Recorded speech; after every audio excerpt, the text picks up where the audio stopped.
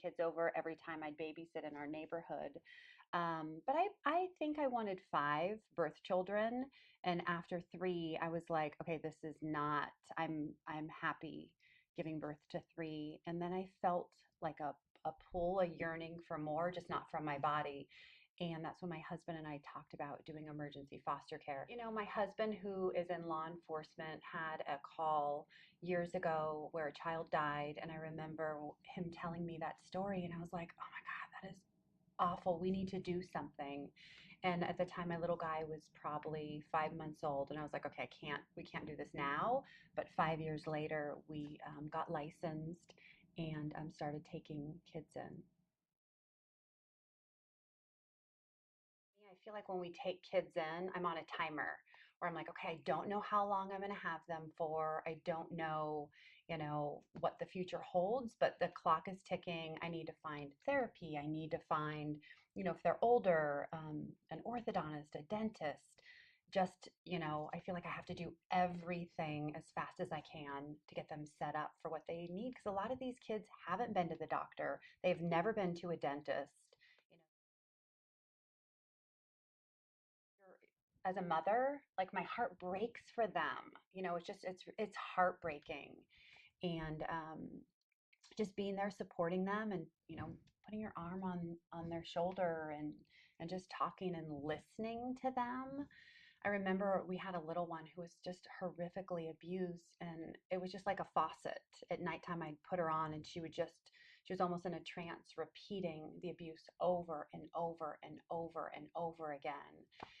And it's really hard um, sometimes, but just supporting them and being there for them through that trauma, and supporting them, that's all you can do, and try and give them a childhood and continue, running through the sprinklers, going swimming, going to gymnastics, going to horseback riding, and kind of normalizing things and not focusing so much on the abuse and giving them the childhood that they haven't had. It's easier for them to heal. When times are dark, like, you have to have a sense of humor. For me, getting through some dark times, and faith, I think, I know have gotten me through it, where I remember one day looking up and going, God, I cannot handle this. I mean, we're going on day or month four of screaming around the clock. And I remember literally looking up saying, God, you got to show me a sign, because I cannot handle this anymore.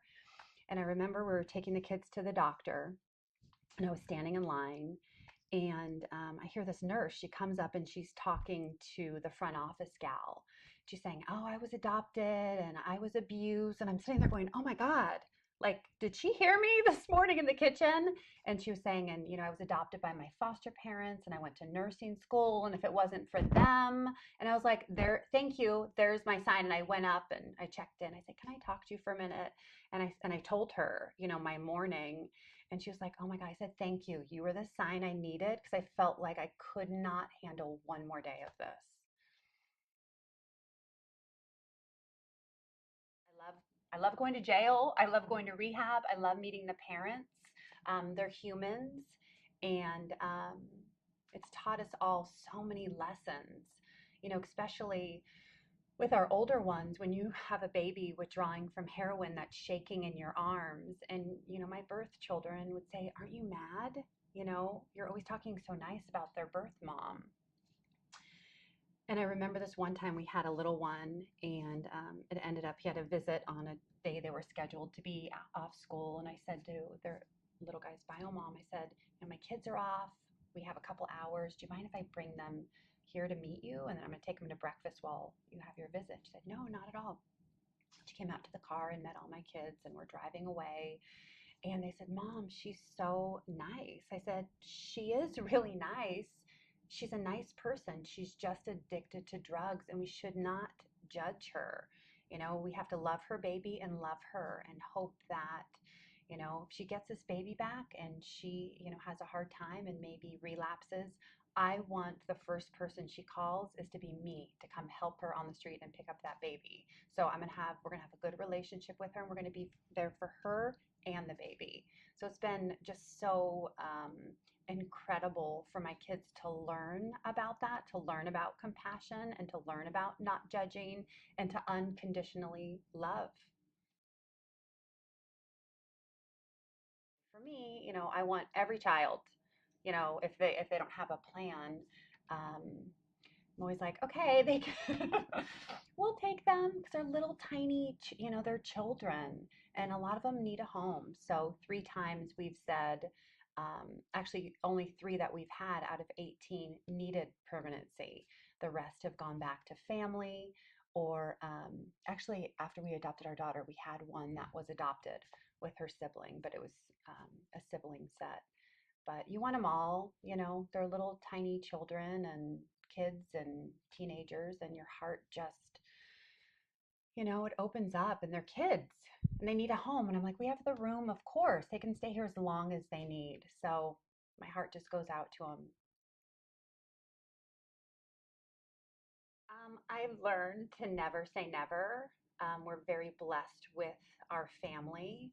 Um, my husband would kill me, but I'm always, you just hear about these kids and they need homes, and we have the room, and I just might have to buy another set of bunk beds.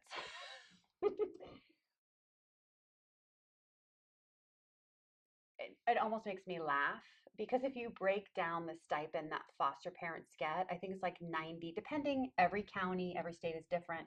But where we are, it's like 95 cents an hour. So it's like, who works for 95 cents an hour? So that's silly to me. But